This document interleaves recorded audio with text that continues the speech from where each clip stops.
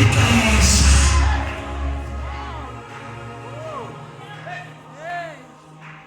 Supheka ukutya ngemini yohlambeni yakho.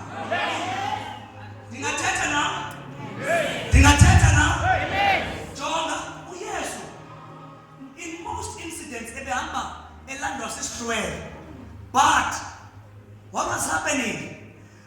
Bekubakhona ixesha lokubana ngaba abafuna uncedo kuye bahamba besondela kuye.